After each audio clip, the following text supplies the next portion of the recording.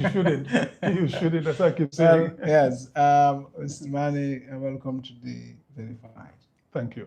Great. This is your second time being My here. second time here, yes. And, Thank you. Thank you for inviting me again. Inshallah. Pleasure So, to be here. yeah. So, I mean, today the conversation is different. I mean, the last time we were looking more at Dabo and his elections and after the elections and some of the, but today we want to look at something. I mean, right now, even for the UDP, everything is set on moving forward now. Yes. And the flag bearership selection is behind you. Before we get to the issue of UMC, the movement for change, let's discuss what's the mood right now. Oh, the mood is, we are very upbeat. Things are moving extremely well, and the party is growing in leaps and bounds. People are just coming in every day, you know, and if you say, people say, oh, well, give us proof, but, you know, in a couple of days or a week or so, you'll see another big movement which you're going to have.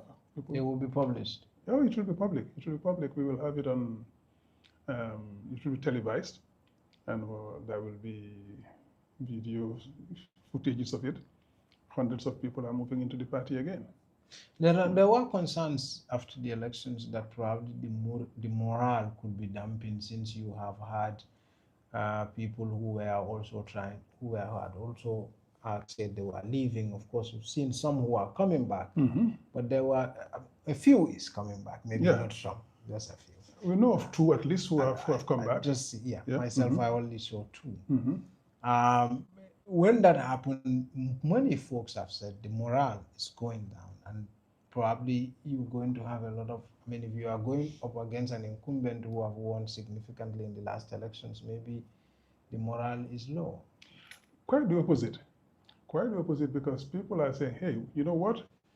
We made these people. If they think that they are popular, we'll show them that's UDP that's popular.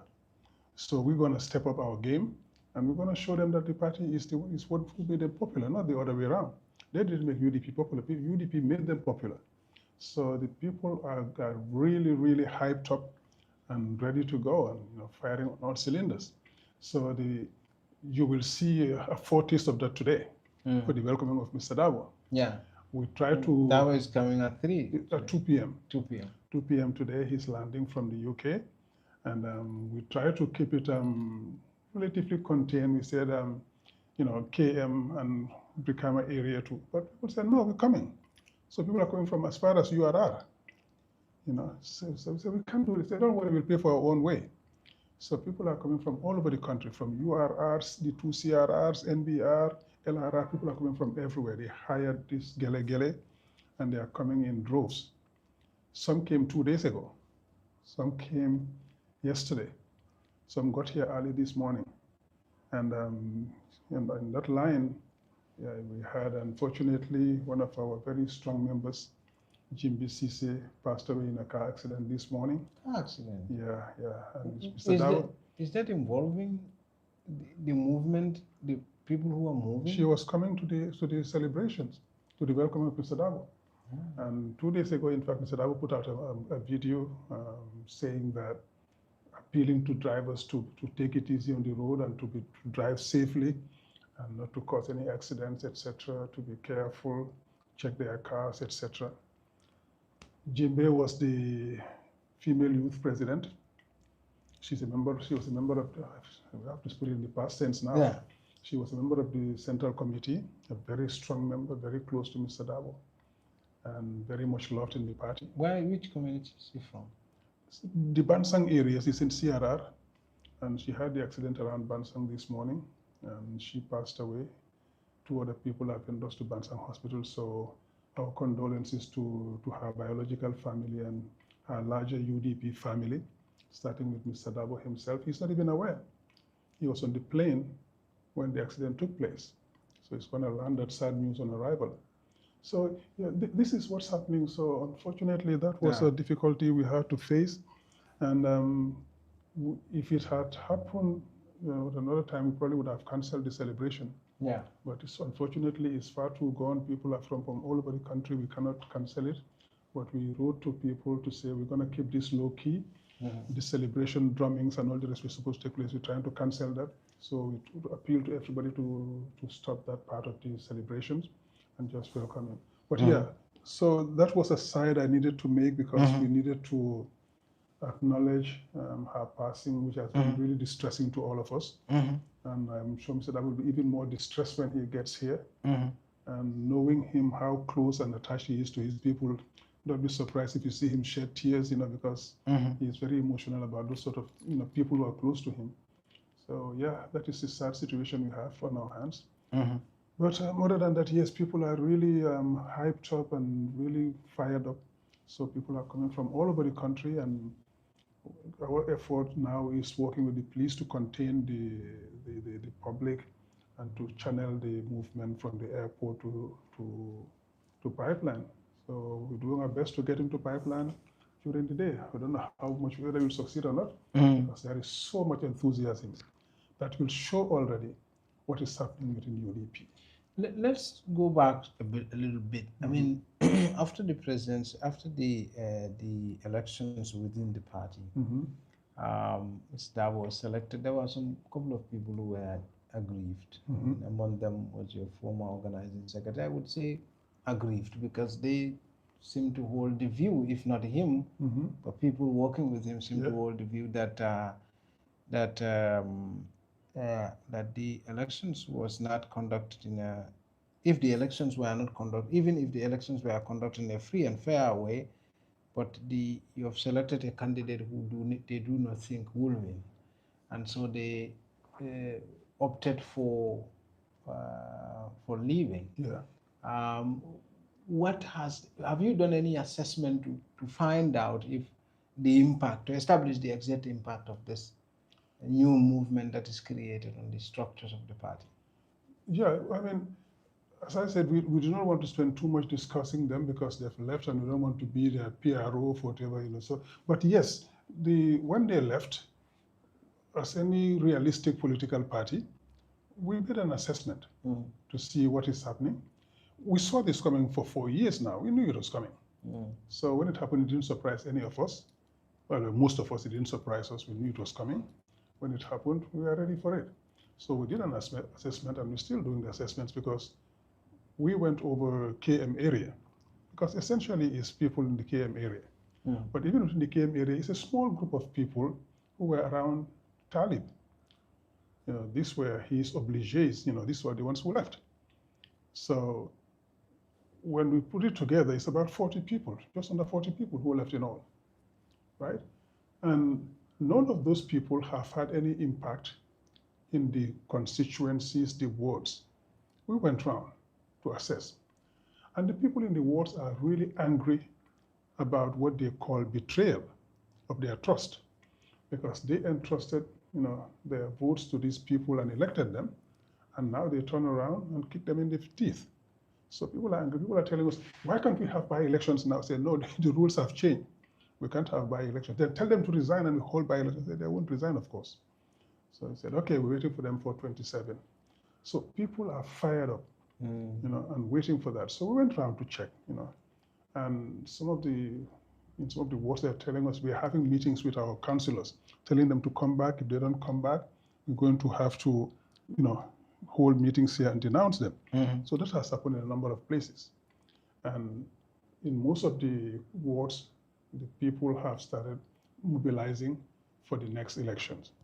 And they're telling us we're going to sweep them all out, all the councillors. I was with some other guys who said, well, whatever is left for the 2 years, they better enjoy that salary and save a bit of it if they can, because after this, they're out. I say, well, that is right. So did you see any impact? I mean, because we know a majority of the people who were in the immediate inner circle, politically, the ones who are politically very known, aside from new ones, from councillors within KMC who have worked with Talib. But of course, there were also people who were within the larger structure, like Ibrahim and Diba, the UDP structures, Tombon Sedi, Karafa Sonko. And these are very high up people. Yes. Did that have any impact on any other voting constituency aside from And when I said constituency, I'm not talking about just regions. I mean constituency, whether it's women voters, whether it's young voters, whether it's all No, those it different didn't, because actually what was happening, when I say we're aware of this for years now, these people are going around soliciting support for Talib, not for the party. And we knew about it. We complained about it at the time. So they went around doing that. That's what led to all of this Dinkulio and all of that stuff, you know. And you saw the impact of that when he left. All of those people turned around and said, we don't consider you anymore as our dad, our brother, whatever, and we're going back to UDP. So they all left him. So the impact would have been at those levels. But even those people who accepted him as a foster father or whatever it's called said, no, we disown you. And they all left. How many such groups did that? Or did all group affiliated to UDP did? Actually, every single group. At one point, within 1 week, we had about 37 or 39 of those groups from different regions who came out, and they met and they said no. So all the regions were coming out, saying, like there was one in CRR South, in CRR North, in LRR, in NBR. They meet at one place and say, we disown you. And they all left him, okay? Which is why, in fact, they could not form a party, because they were using those to form a party. That's the structure they were trying to set up to be able to get the required number of endorsements in the regions to be able to form a party. And a group went out to try to talk to those people to form a party. And they were booed out of place. So they couldn't even do that. That's why it ended up being a movement instead of a party. The objective was to form a party. And we know it, they know it. It's because they could not get the number of endorsements that they needed to form a party that they went for a movement, hoping that they can build it up and form a party later on. Good luck to them. But yeah, I know whoever is going to endorse them is not going to come from UDP. It's going to come from other structures in the country. Because the UDP voters, the base doesn't move. They are there. We are even adding to that base. And happily, we're seeing a lot of movement from NPP, from APRC particularly, those two, moving towards UDP, and we're getting more and more of them into the party. So the party base is growing. If, for example, if you look at the current political climate now, you have NPP, you have the UDP, you have GDC, you have APRC. I mean, these probably are the largest voter sections. We are yet to see the newcomers, and also yet to see in reality what the movement for change is going to, in terms of, because they've not made any major move yet, or major rally, or major. So we yet to see that. But is there any? Have you done any assessment to see the likeliest pool of voter section that UDP is going to break into to multiply ahead of 2026? Because you certainly need to multiply. Absolutely. Otherwise, you will not be able to dislodge it. No, we will dislodge Barrow, and we multiply in all the different voter segments. Like in the among the youth, we're having significant breakthroughs. Our youth wing is one of the most active, if not the most active in the party, and they're doing a fantastic job. We have people also who are doing a lot of job, like, Ibrahim Soriba, UDP Lafa. He's doing a fantastic job in URR and CRR. Ibrahim Soriba is the one who was... He came from NPP. The one that Barrow said he was in the same class with. Okay, that's it. Yeah. He joined us some years ago, and he's been doing a fantastic grassroots campaign. He's bringing loads of people into the party. He's doing a fantastic job. Haji Swane, the youth president, and his team, they're doing a fantastic job. The female youth wing, they're doing a fantastic job. I mean, people are going out there, they're bringing in people, So it's happening all over the country. And when I say we are a realistic group of people, we don't dream, we don't sit and wish for things to happen. We go out and make them happen. We look at what does it take to make this happen? What will it take to dislodge Barrow significantly in 2026? We put in place the equipment and the rest that will stop the voter fraud. We have put that in place. That's in place for 3 years now. So that is done. Now what we need is going out there and doing the grassroots campaign to bring more and more people into our fold. And that is happening very significantly, and we are so happy with that. but we're still going to continue. So we're going to do this until 2026. I don't dream, and Oselu doesn't dream, and everyone in these UDP executive positions, we fight to make things happen. What the problems we had were with those who left, the campaign and organizing, they weren't doing the job we were supposed to be doing. And sometimes when some of us try to step in, Hussein will hold us back and say,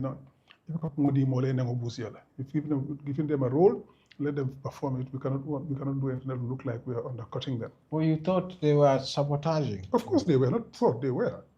So we try to stop all of that happening by doing the things that we need to do. So you, in other words, you are of the view, and this is not the general party. It's you who are of the view that a number of us, not just me, that United for Change is actually you've just cut out a cancer. A cancer cut out itself. Yeah, it cut out itself. Yeah, and we are really happy. You see, what we keep saying is sometimes these things need to happen. We didn't want to go out and throw anybody out, given the roles they held in the party, and some of them have been in the party since inception.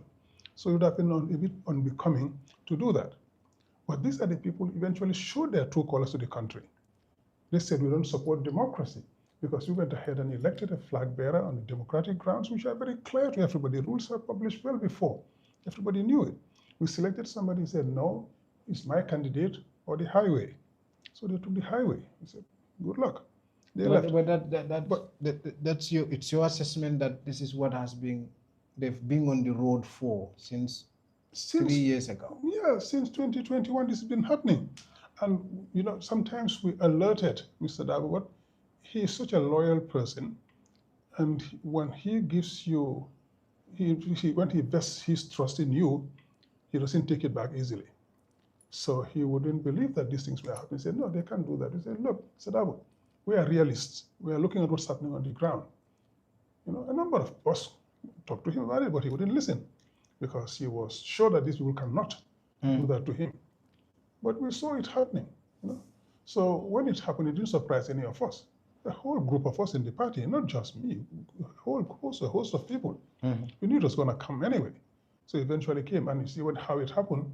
Before even the elections, people were ready. They had put, so when they were going out, one would go today, the next day 2 people, etc., make it look like the UDP is bleeding, which is not. It was just, a few people going here and there. Put all together, there's about 40 people who left, okay? So when they held their initial meeting of the movement at Ibunjan Theatre, we had people there. We sent people to go and check for us. It was a very small hall, and they couldn't even fill that hall. If you look at even the camera footages, they just panned in on one section of the thing. They couldn't even fill Ibunjan Theatre. When they went to Brikama, we had people there too. Look, it's not happening. And what fooled them is that they thought the popularity they enjoyed was their popularity, it's UDP's popularity. I reached out to some of them at the time. I said, don't make this mistake. Youssou N'Dour was very popular in Senegal. And he thought, yeah, I've got popularity, I can run for president. I said, there are 2 different things. Yeah, he ran for president, and artist popularity. Exactly, and he just crashed out. Essa Fall was very popular in the Gambia with the TRRC, and I love that guy too. And he did a fantastic job with TRRC. But that does not equate to political popularity. So you have to be very careful. He went in, it didn't work that time. I hope that now, he is working harder to bring in more people to his fold. I hope that he does have that breakthrough this time round. But what I'm saying is, you have to be careful. Do not assume that some of the popularities is your popularity, not the institution you work for. It is the popularity of TRRC and the fantastic job that Essa did there that made him so popular. He didn't have a political base to do that kind of thing, and it hurt him. You should do the same thing. Talib and his people is the UDP's popularity that was washing off them, and they assumed it's their popularity. Now they are seeing the reality. We told some of them, don't do it. It's not you, it's UDP. A number of us who are being talked about in the party today, if any of us were to leave, it's the same thing. It's not us, it's the party and what we are saying for the Gambian people in terms of truth, in terms of what needs to be said to salvage the country. That's what is making some of us popular and well known in the country. It's not Lamin Mane per se. Who cares about Lamin Mane? It's Lamin Mane representing UDP saying the things that need to be said to dislodge this government. That's what's doing it. If I were to leave UDP today and say I'm going to form a party and do something. I mean, I'm sure you probably must have within the party now settled on the idea of UMC. Have you reconciled with the fact that now from the top Talib and the team members have left the party? Oh, yeah, Is that a consensus in terms of your understanding? Because there seem to be folks even online right now who are asking, oh, Talib needs to announce his own his own resignation. But he said he has left, no? No, he didn't say he left the party. He left. He resigned from his position. Yes. But our flag bearer selection guidelines and rules says that in Article 9E, any person who contests for flag bearer after the elections, if you refuse to accept the results of this election and you side with another party, you become independent candidate, or you form another party, etc., you shall cease to become a member of the UDP with immediate effect. So from the day Talib and his people announced the formation of their movement, he has ceased to be UDP. So effectively has expelled himself. Yes. I mean, that's the understanding from within. Yes, no, from within, that's the rule. Of course, other members have, except himself, other members have already explicitly resigned. Yeah. Yes. Ibrahim Adiba did not run for flag bearer. So the rule, ipso jure, does not apply to him, stricto sensu. But by extension, he has also moved himself out of the party by aligning himself with another political formation, apart from the UDP, a competing political formation. So he too, ipso facto, has expelled himself from the party. So he's. Do you not feel sad? I mean, looking at it, Dabo has never been challenged for elementary facts. Dabo has never been challenged for leadership in the UDP. Oh, he has. I mean, he has several times. I mean, not like this one. In terms of the numbers. In terms of the numbers, but I don't think there was even any competition before. I mean, in there elections. There was in 2021. Yeah, in 2021, somebody applies, like Lamin Dabo. Lamin Dabo and Book. But there was no elections. There was. They went for the elections, but they just couldn't make it, and Dabo won. Exactly. They didn't get the threshold. Okay. So so they didn't get the threshold. But this time, it went as far. I mean, you could say Lamin Dabo and Book you are talking about are in the fringes. But Amadou Sane is not on the fringe. No, he's not. He's not. Bori Toure is not on the fringe. He's not. These are people who are central to the activities of the UDP. Yeah. Suleiman is not on the fringe. No, he's not. So, and you have folks like that coming up to challenge Dabo on the leadership. After the challenge, do you not think also that there might have been some internal grievances? I mean, because Talib now effectively is behind you guys. Yeah. No, there is none. You see, if anything, that talks to our democratic credentials. It shows that UDP is open to political advancement and democratic dispensation within the party. People have the ability to come forward and express their desire to run the party if they feel that they are up to the job. And Usenu is no sacred figure that we cannot be contested. No. Yeah, but is this not large volume of contest, not some kind of a vote of no confidence? No, it's not. Because Ahmad Sane is very close to Usenu. And he's also high up in the UDP ladder. Absolutely. For me, what it shows is that there is a pool of talented people who can take over from Usenu.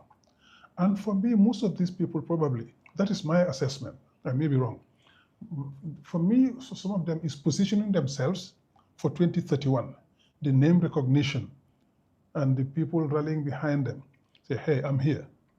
When Usenu goes in 2031, because Hussein is probably going to be a one-term president, and 2031, because he keeps saying, if you want to run, get ready for 2031, meaning he probably will not run for 2031. He never said it that openly, but I believe he's going to be a one-term president because he just wants to put the country back on track. So some of these people, I think, are positioning themselves for 2031. So when that comes, they can contest with other people contesting as well, because the party has a pool of talent to draw on. So any of those people, including Amadou Sane, Bori Toure, Suleiman Saho, and all the other people, they can all come. Plus many more by becoming Yankuba Toure, Lamin Sane, and all of those people. Yankuba Dabo. Yankuba Dabo, Yankuba Dabo. No, not Yankuba Toure, he's in mile 2. Yes. Yankuba Dabo, Lamin Sane, Landin Sane, Rahim Ali Klo, any of those people. Rohi is still within the fold, isn't she? Oh, she is, yeah, she is. She is. And, again, same thing, people, cast aspersions at her, etc. No. She is within the party, and she said very clearly, Usainu is my dad. I'm not going to contest him. If he runs for election, I'm not going to run. And she held her word. She didn't run. For a long time, she felt aggrieved because she saw what Talib and these people were doing. But do you not and she think kept complaining about that. And Mm. Usainu, as I said, was like, no, they can't do this. So she was like, at a baila.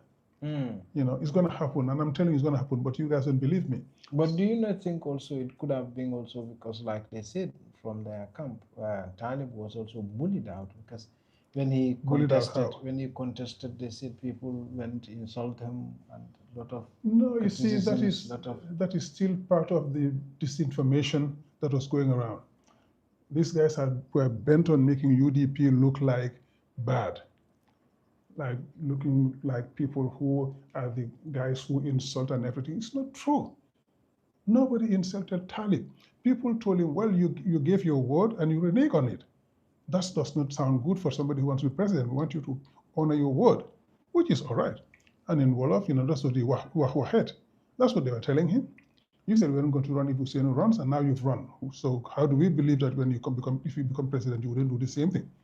How can we can trust you? That was said, yes, and there's nothing wrong with that. But that was the only thing that was said to him. Nobody was insulting him. The only time, as far as we know, somebody came out and said something untoward was Sambujang, and Sambujang was trolled. People said some very horrible things to him about Usainu, just trying to trigger him. And unfortunately, he fell for it. And we called him out, and he accepted that he was wrong. But that was the only case we know about. Apart from that, there was none. And even Sambujang is a good man. Sambujang is my friend. I know him very well, and I love and respect the guy. But this happened because he was trolled by some people, and he fell, for their bait.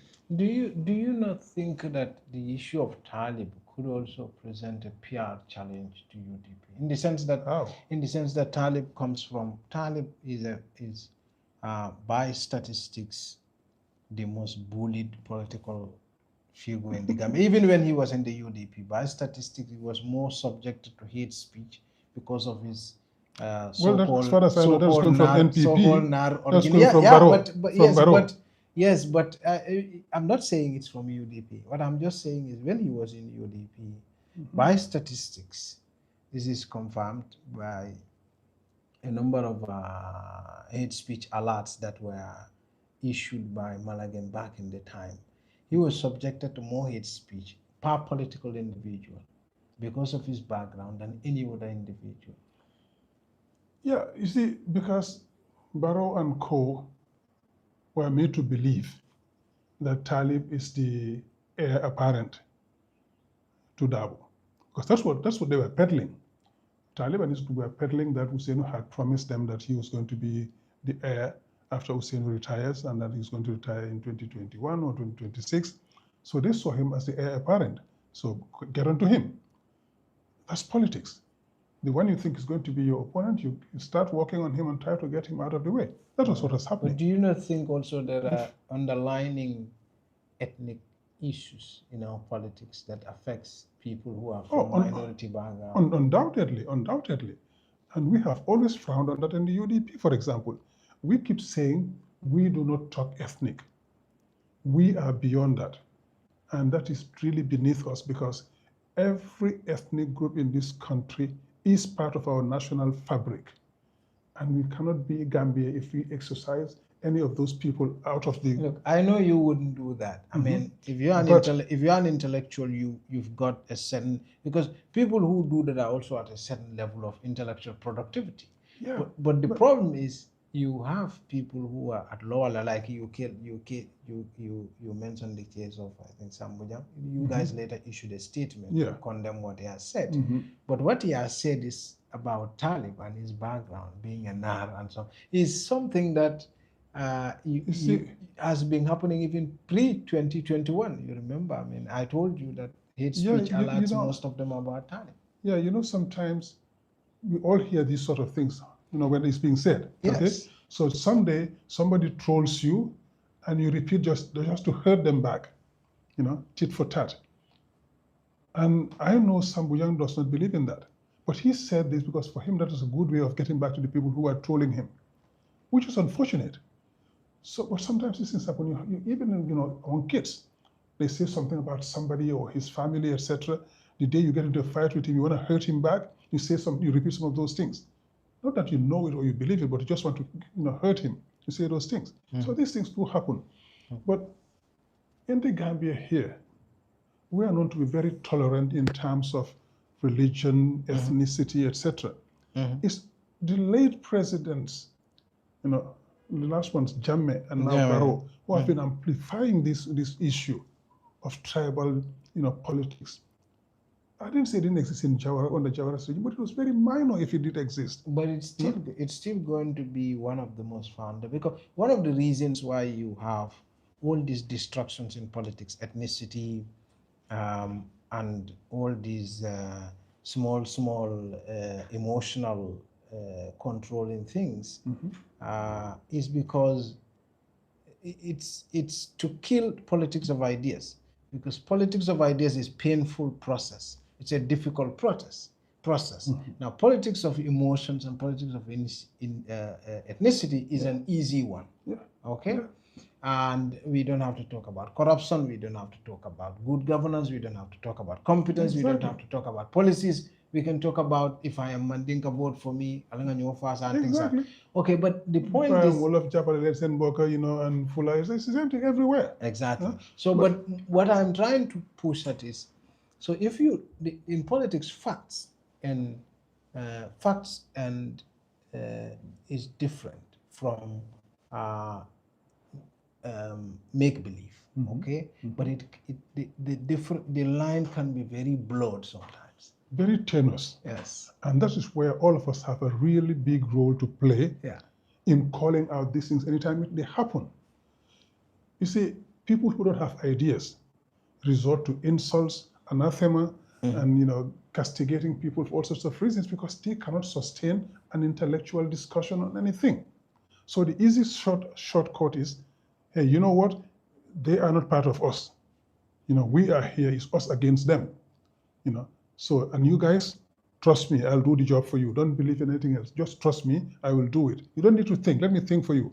And you're not thinking. You're just giving them slogans. Well, we are going into elections with that tension still. No, so that we division. In the UDP, for example, we are refusing that. We're calling out all of these really toxic politicians and what they are trying to build the country into. So we call them out and we say, we are discussing ideas. When you come out with anything wrong, falsehood you try to spin, we'll call you out, we'll explain to the country, and we'll go back to discussing ideas. We're not going to allow you to distract us to the point where we're not going to discuss ideas, because you don't have any ideas. You don't have anything you want to sell to the country. So you sell hot air to them. So you sell tribal and ethnic politics. We keep calling that out. Like Larry Sisi, anytime in his programs, he would say that Barrow's politics, ethnic division, tribalism, corruption. He enumerates them every time because we want to make the Gambians hear it so much, it will stick in their mind that these guys have no policies or ideas to sell to the Gambians. But do you not think the optics are, this is going to be my final question, this one, just keep you extra 5 minutes on Davos coming. Okay. Do you not think the optics are bad? Look, so for example, Talib, like I said, is from ethnic minority. Now, the second layer of it, and which is what some people have already started saying online. I use online because it's a gauge to look at, to know, it's the new Bantaba, to know public sentiment. And if you look at what folks are saying Talib was not giving a chance in UDP because he's coming from the ethnic minority. That's not correct. That's not correct. Talib was made the candidate for KMC mayor against other people who are from the majority tribes. What's his name? Mustafa Toure. No. There is Mustafa Toure. Mustafa Toure, yes. There was Jammeh from Bakau for the first name. You know. There was Papa Njai. Is it Khalifa Jammeh? No. I'm talking to him just yesterday. Musa Jammeh from Bakau. He's Mandinka. From Bakau, from the main, you know, what they call the Lansarul, Bakau, Lansarul, the original people who settled in Bakau and very, you know, well connected in Bakau. Mustafa later left the UDP. No, Musa Jammeh. You know, this is Musa Jammeh. He's now in the UK. He didn't leave. Okay. Papa Njai, he is the one who left the UDP, but he also was Wolof and he ran for election. They're from the majority tribes in the country. They didn't get it. Talib got it.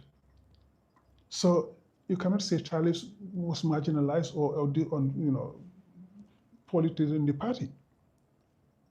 Mayor KMC is one of the most high-profile positions in the party. He got it. Organizing secretary is one of the most high-profile, if not the most high-profile, comes to elections. He got it too. And he came out of nowhere to get all of those positions. So you cannot say he was poorly treated.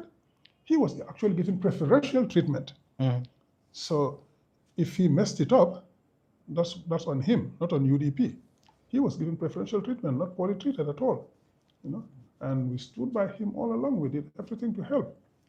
As a party, I mean, not me personally, the party, UDP, we stood by him. We did everything to help like we did for all of our elected officials. Mayor, NAM, councillor, etc. We stand by them. We finance their campaign. We support them. We spend days and months campaigning for them. So, are you sad that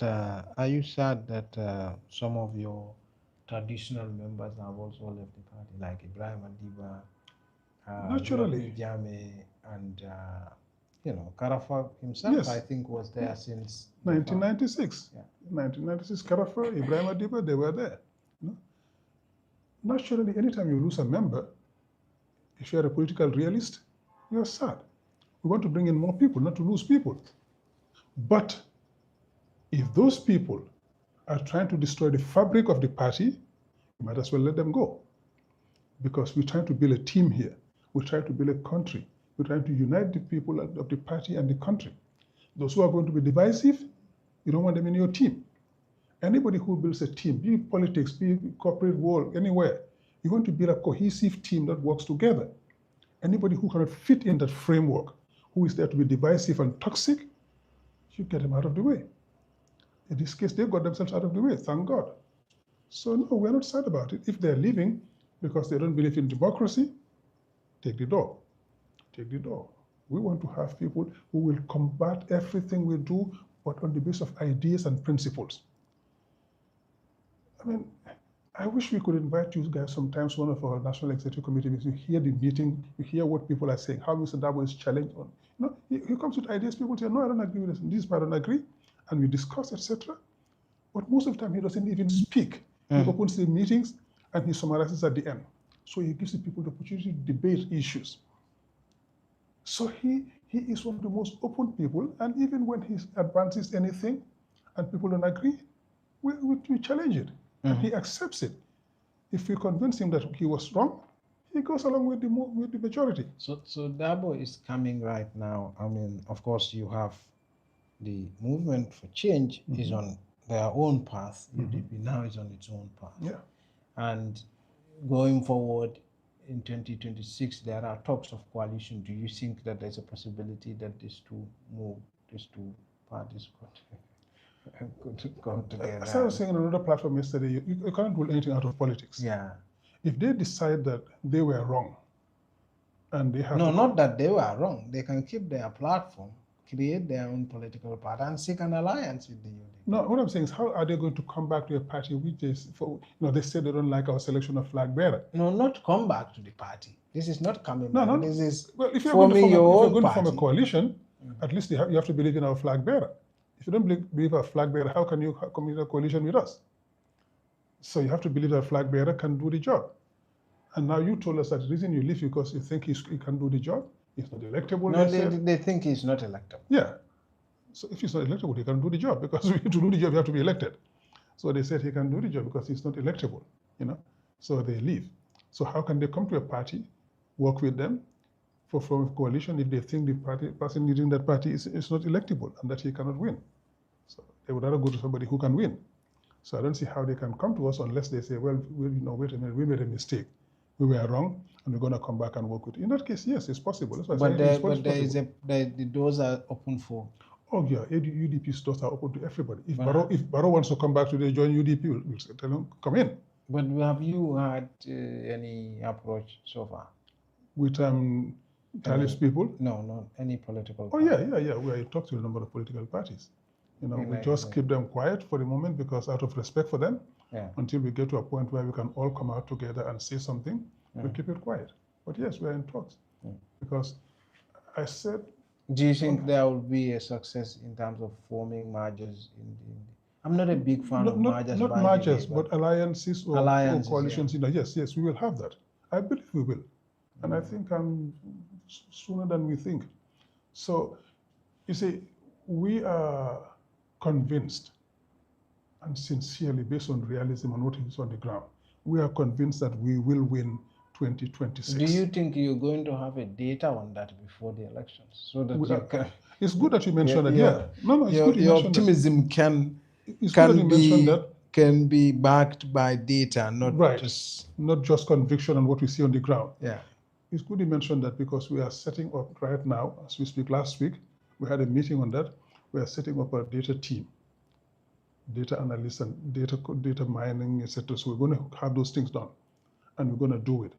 And for various reasons, not just for ascertaining what we have on the ground in terms of voters, but in several other things to prevent voter fraud, and election rigging and all. We have a whole series of things we're going to work on, and we're doing that. We're going to launch that. For the moment, we put those things a bit on hold to welcome Mr. Dabo back home. Then we get back to it next week. So I imagine when Dabo comes back, of course, he comes back from Europe. Mainly, it was a fundraising tour. No? Mainly, yes, but also a lot of networking, because he met with a number of authorities in all of these countries that he went to. Talk to them, because when we get to power, we'll have to work with a number of those people. So you might as well develop networks so that when you hit the ground running. Because what we're going to find in this country in 2027, when the audits, forensic audits are done, is going to be a disaster. What do you think is likely going to be the case? Do you think there will be a hidden debt? There is a huge amount of hidden debt in this country. There is a huge amount of contingent liabilities which are there, which are not declared. I think that is not already hidden. That is public now. It was hidden until we brought them up. The 75 million currency swap was hidden. When I came and talked about it, people told me, come on, you can't be serious. They wouldn't do that. I talked about it 2 years ago. When we started negotiating. I asked the finance minister about it in their joint press conference with IMF. Yeah, I found that press conference so appalling when I saw the way he was talking to you, like, in a very condescending manner. And you see that Clay didn't understand what he was talking about. And he was just grandstanding and contradicting himself. I sat there, I was so sad looking at the IMF, the IMF mission chief. The mission chief. You look at her body language, that lady was so uncomfortable. And everybody around the table, and this man was grandstanding and then looking around people. You're right, you're going to support? Come on. Yeah, it was interesting, but I mean, for the contingent liabilities, I mean, that doesn't seem to be hidden. Even central bank itself issued a lot of guarantees that are not recorded. But those things are coming out because we're denouncing them. Like central bank said they gave $200 million to businessmen. It turned out it's 200 million. There's $100 million hidden debt there. And these are contingent liabilities which they wouldn't have come out if we hadn't denounced them.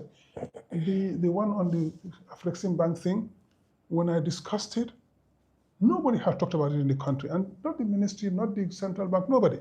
And eventually when they said it, in fact, the first I mentioned it, people started writing silly things about, who does he think he is? How can he talk about this? And this is not even negotiated, it's not true. I said, it's done. It's done, it's going to come out. But IMF has actually already told them to stop these things now. Central bank's job is not to issue this kind of guarantees. Right, but this one is done.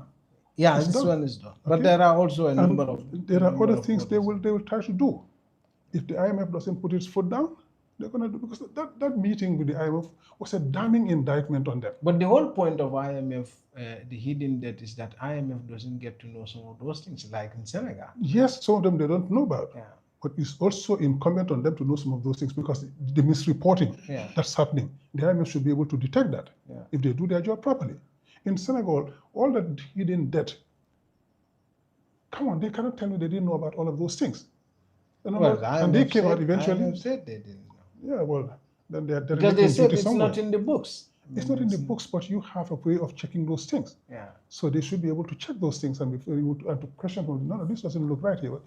But they didn't do any of those things. But also, I mean, I'm tempted to go into this, but I don't want the conversation to be in this, because one of the issues also that's going to happen in 2026, whether it's a continuation of Barrow or a new start, it's going to, debt is also going to feature big in the country, because we see in 2026, in 2016 when we started, we had to rebase the economy so that the debt to GDP ratio can focus on 100%. So, and by the time we are end of the year next year, it's likely it's shooting up to 100%. So it could also be debt to GDP ratio could be to a certain point that it's grossly unsustainable. If you get the hidden debt, the contingent liability, all of it, we are over 100% right now. So that means that takes you to a you will be at a status where, back in the 2016 scenario, when they told Gambia, look, you are not credit worthy anymore. Because and that's the truth. That's the truth. You see, just to say something on the side, I heard some of the ministers on Coffee Time say, oh, Japan has 240%. 125, I think. No, Japan has about 230%. Okay. The thing is, Japan, all of its debt is internal. They are issuing them in yen, paying it in yen, and there are strong institutions with strong regulations, and they know they are solvent, they're going to pay. It's different from Gambia having a 50% GDP to debt. It's not sustainable. When you have 100%, it's even worse. Senegal, when the Macky was leaving, said it was about 70%. Usman Sonko said it's at least 87%. When the audits were done, the initial ones was at 99%, it turned out to be over 100%. Plus over $5 billion in hidden debt.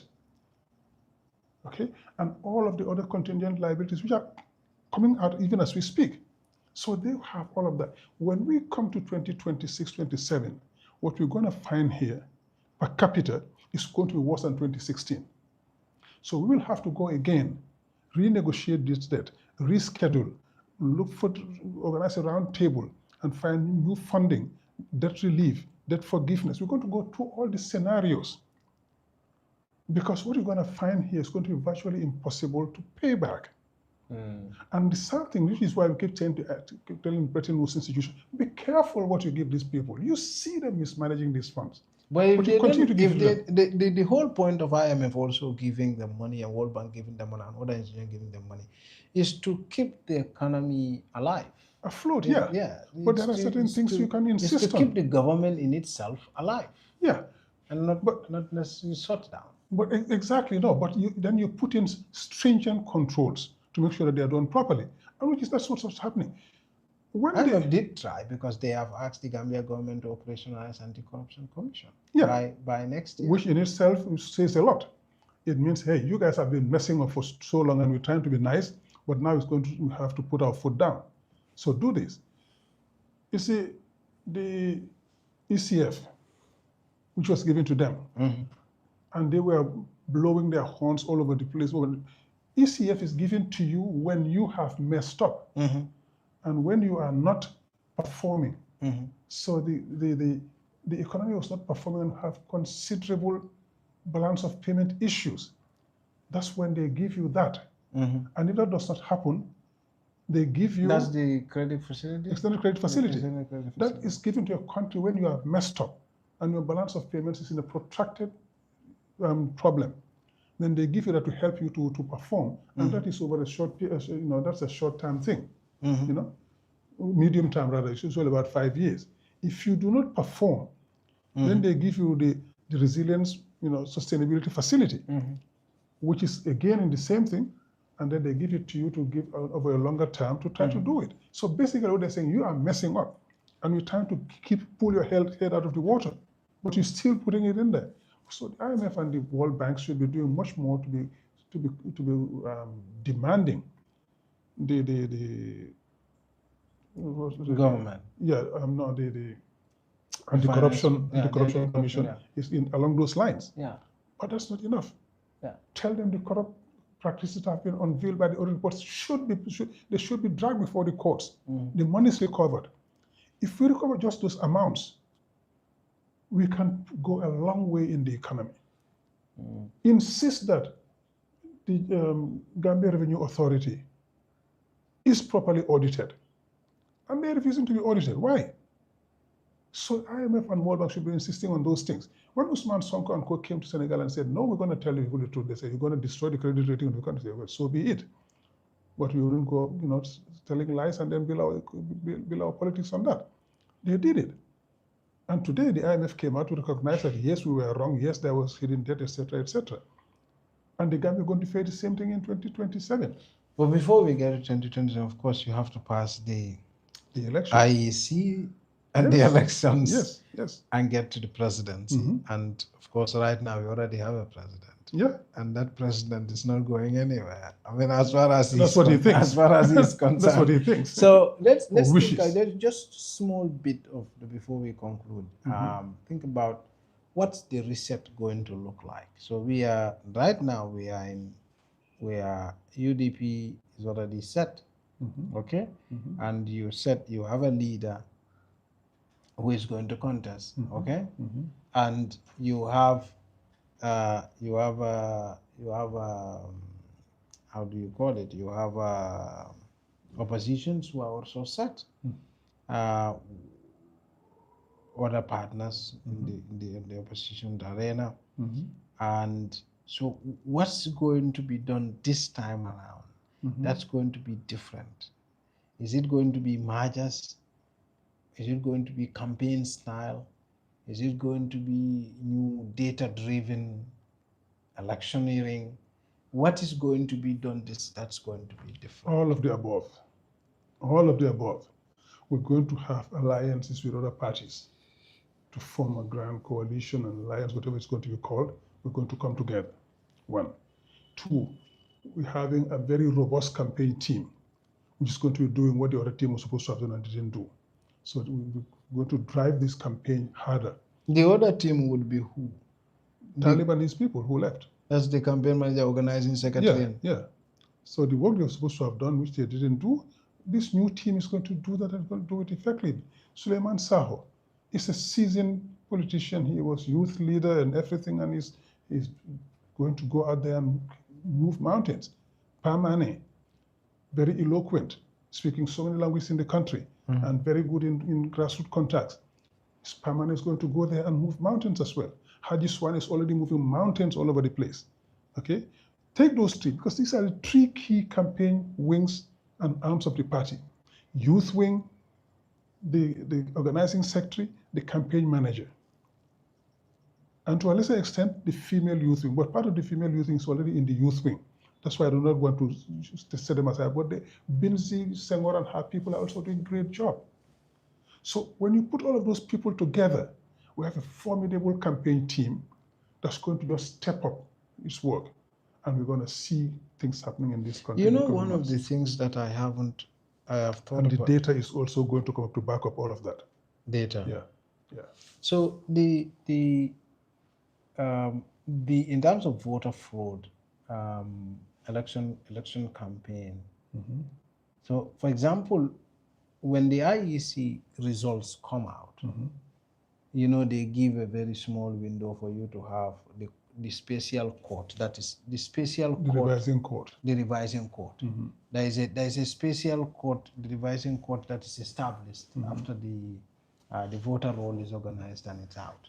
But this gives you a very small window, only for you to take a matter to the court when you have a case. Yeah.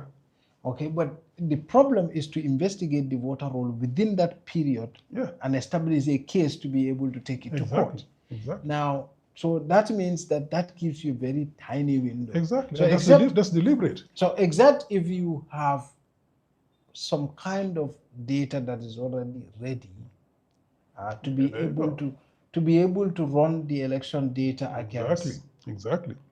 That's why I say all of these efforts that I mentioned are going to be backed by the data team, because we are getting our data ready. So by the time these things come, we are ready and we will be moving immediately. All of this is done because these people do not want to give us time to really scrutinize the data and go to court. That's why they kept that window very... Yeah, the window is small, but you could always prepare we for it will, beforehand. exactly. So we are working upstream. So by the time we get to that, we already have our data and we'll be faster to challenge. Okay, and we will challenge this time around. A lot of wrong malfeasance is going on, and we're going to be ready for that. We're going to challenge it. One, two, other facilities have been put in place to prevent the fraud that was happening, because essentially the bulk of the fraud, 95% of the fraud, it's not the people who vote. It's what they have in the system that they deploy all over the country. They don't bring 10,000 people from across the borders to vote. So when they claim they have 200,000 plus votes more than us, it's bogus. And that is what they have in the system that they deploy in the voting, the coalition centers. That's what does it. So you think the actual vote, the voter recorded is more than the actual voter? Far more. So you are thinking this vote is already created. But how would you do that? Because this vote has to be recorded at the polling station. But that's the point. That's why these people refuse to publish the voter roll by polling station by polling station, because then you can aggregate easily. You see, these things are in the system. This is what they redeploy. When in 2021, the votes stopped coming in at about 10:30. That was when their algorithms were playing now and trying to distribute these votes across the different platforms. It's difficult. It's going to be a difficult way to rig the election that way, though. Because think about it, Mr. Mane. If you look at, okay, so the polls are fixed. So they have a voter, and they also have a sieve. So you vote, you put the votes into a sieve, and it's recorded, and you have your representative there. So if the vote that is counted on that sieve is the one that is recorded at the polling station. That should be recorded. Yes, so that's what is recorded at the polling station. So the scenario you are painting would work when the whole election system is digitized. Let me give you this. Where you can manipulate the system. When the voting is done, just at that level, but that's not the main problem. At those polling stations, when they count those votes, the ballots, the tokens, if they have 50 and they write 50, if the polling agents are not vigilant, by the time the results are sent, you can add a 0 to the 5, making 500. So what we're saying, for example, what we train our people to do and what we're working with IEC, the past one, the new one will be even more compliant with the rules, is that instead of writing 50, you write 0050. Because usually it's 4 digits. So if you write 0050, that's 50. There's no way anybody can add anything else, unless you want to make a 0 and 9 or whatever. But we have this done, and everybody checks that, and you sign once it's done, not sign before. So the polling agents from the UDP, NCP, whatever they run for, and NPP, and they will have the same raw material, and that's what they're all going to use. So if you don't have polling agents in those stations, like happened in 2021, there are polling stations we didn't have polling agents in. The others where our polling agents just disappear with our results, they can inflate the results the way they want. One, but that is still minimal. What happens now? If you say the collation center for Sane Mentereng is in, I don't know, Sukuta. So all the Sane Mentereng polls which are counted, maybe I shouldn't go into these details because, we're dealing with people and we know what they're doing. So the extra votes that they have, the 300,000 plus that they have in the system, they would say we're going to allocate 20,000 to Sane Mentereng, for example. So that amount is sent to Sane Mentereng Collation Center. So you sitting in Bijilo polling station 1, 2, or 3, you know what you have in your polling station, but you don't know what all the others have. And nobody knows. So we are now in a system where all our polling stations, everything will be in our system digitized, and we will be able to have our aggregates even before the numbers get to the collation centers. So they cannot sell false figures to the collation centers anymore. Well, that's as much as I would say on this, nothing more, because we don't want to intervene on our strategy. I as you're talking, I'm thinking about it, and I think it's going to be impossible to rig an election this way. Before it happened, because also happened because those numbers were distributed. You have 300,000 now. You break it up and send it to different collation centers. A bit here, a bit there, and then you have it total and it becomes big. But then you have an election that's analog. The system is analog. The system is analog, except that ours is now digital. Because what we get. Now, I mean, UDP, your system is digital. It's digital. Yeah, but I'm saying the election system in the Gambia is analog. That's right. So it's not like you can rig and move the numbers. So the numbers are coming from the polling station where you have your representatives. No. You see, these things are happening, and it's not in the polling station where you have the analog. It's when you get to the collation centers, that's where the damage was being done. And I don't want to get into those details. I will seek to learn more because yes, I will sit with you on this. I will seek to learn more on this. We will discuss this in private, not on air. Yeah, I'll seek to learn more. That was where the damage was done. It's an important conversation in the country. So when we go to the collation centers, before their numbers get to the collation centers, our numbers will be there already. So this thing's not going to happen. Trust me, 2026, there will be no voter. Well, no voter. They wouldn't be able to steal our victory anymore. So that is for sure. I can tell you that. When 2021 happened, we all saw it here. These guys, they didn't win. They didn't win. The country went into like mourning. As I keep saying, they couldn't even fill a 30,000 seat stadium for a whole day. If they had won, if UDP were there, would have filled it in 30 minutes. Go see what's going to happen today. So finally, I mean, what do you think? I mean, and aside from the data part of things, what do you think would what do you think would be the key decider? The key deciders are for us two things primarily. The 2026. Yes. The key deciders are two things primarily. Good polling agents all over the country. All over the 1,510 polling stations will have good polling agents there. It's going to be expensive. Yeah. These things come at a cost. They come at a cost, and we're ready for that cost. That's why we're doing our fundraisers and everything. Because NPP is going to throw a lot of money at these elections, but we're going to throw the minimum to make sure that our system functions. So we're going to have good polling agents in each of the 1,510 polling stations in the country. And IEC knows that that's what we have in the country. If they want to create new polling stations, we'll have to know. There'll be no goose polling stations. So we'll have the 1,510 polling stations and we'll be represented in each of them. And we'll have good agents who will return the results. And those results will be captured by our system. So for us, the two key things are polling agents, our system that we put in place to capture the results and prevent fraud, the massive fraud that's happening. These are the two key elements. Because as far as the voters are concerned, mobilizing voters to go vote, we know that will happen. We have been working on that. Mobilize the required number of voters needed to win. Yes, that's why I say for us, that is almost a given now. But we're going to continue doing that until 2010. We have 13 more months of campaigning to do, and we're going to do it vigorously. So for us, that is almost a given. Now the two key factors are how do we secure those results? That is what's important to us now. So that is where we're going to have the polling agent factor and the digital systems we put in place. And when Dabo arrives in the country, the work begins. The work has started even before he left the country, but it's going to go crescendo now. Once he's back here and we all take a breather, because I've been on the front for months now. I'm going to probably take a week or so to get some rest. Yeah. And we're going to go back again.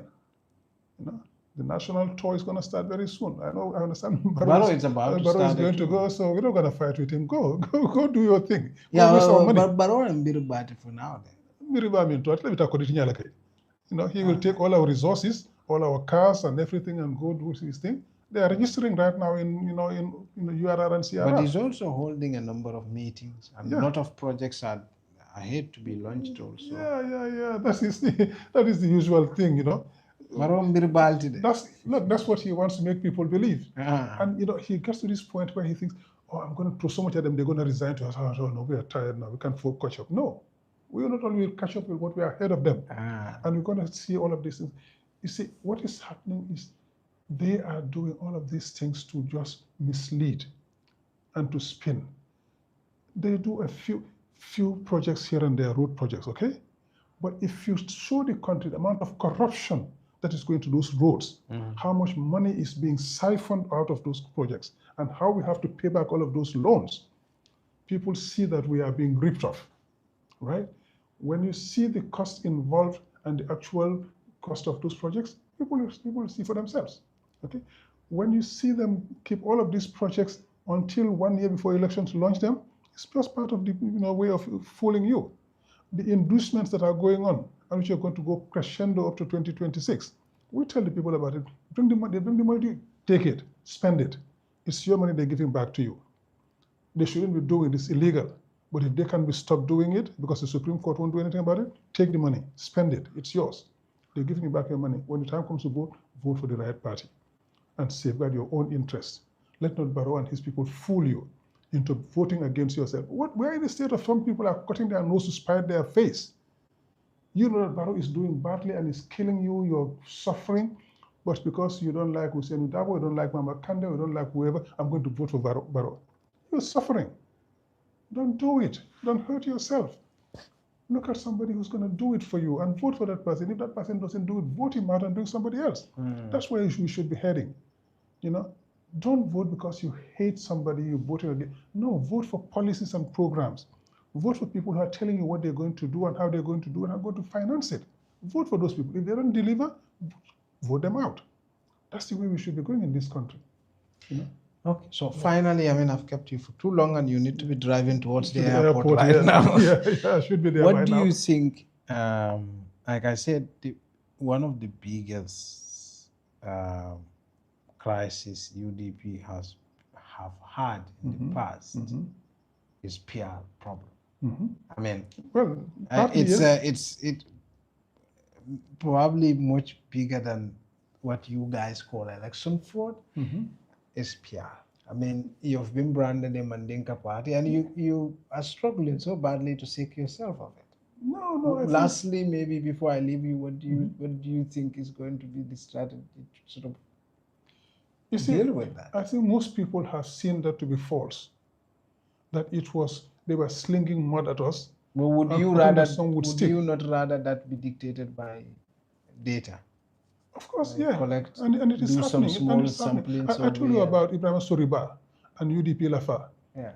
Ibrahim Soriba is not Mandinka, he is Fuller. And he's doing a fantastic job out there.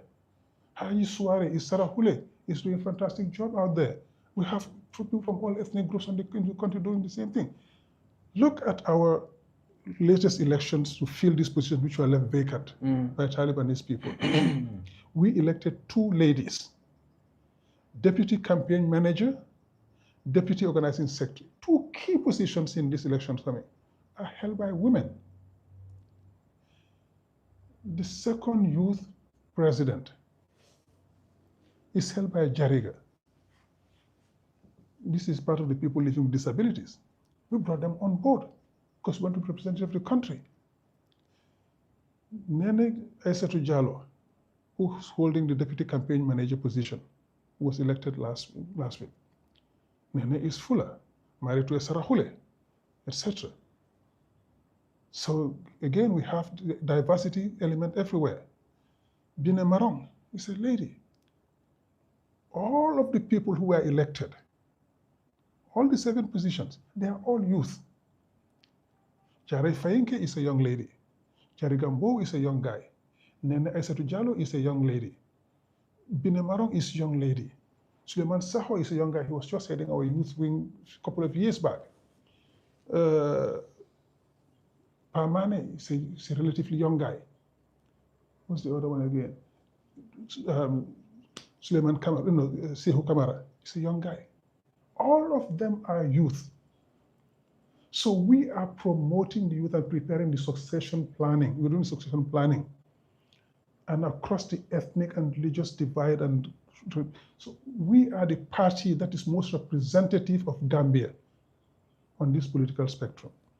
I would like to see a data on that. Sorry? I would like to see a data on that, like an analysis. The data is going to come out, but just look for yourself. Yeah. Look at our names.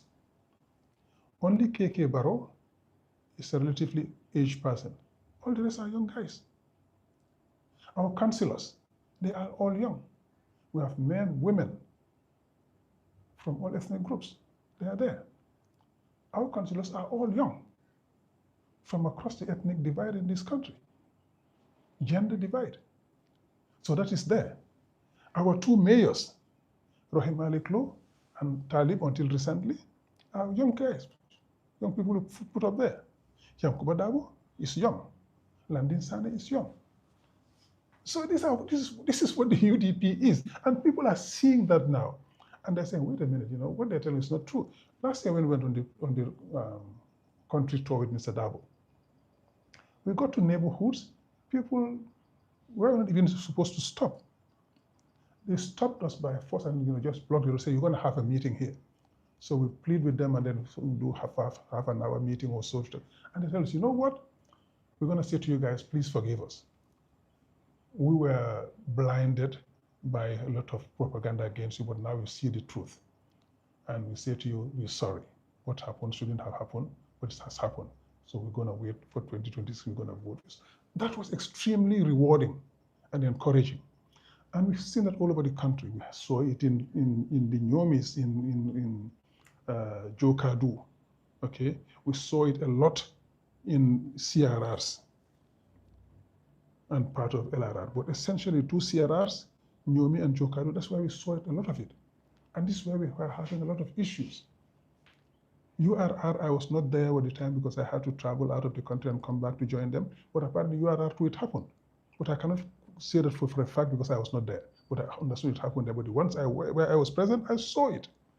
So people have seen this. They know it's people slinging a lot of mud, hoping that some would stick. And a lot did stick. But now we are peeling it off and people are seeing it and knowing that this is not going to happen. So they're coming back to us. So yeah. And the statistics are going to come out. What we're doing, we'll back it up and you will see. Inshallah. Yeah. We'll wait for that. Okay. Thank you so much, Thank you, Mane, for stopping by. Thank you. I have to race to the airport now. Yes, and for sharing these moments with us. And hopefully we'll be having a conversation again, maybe shortly. Anytime, sure. Inshallah.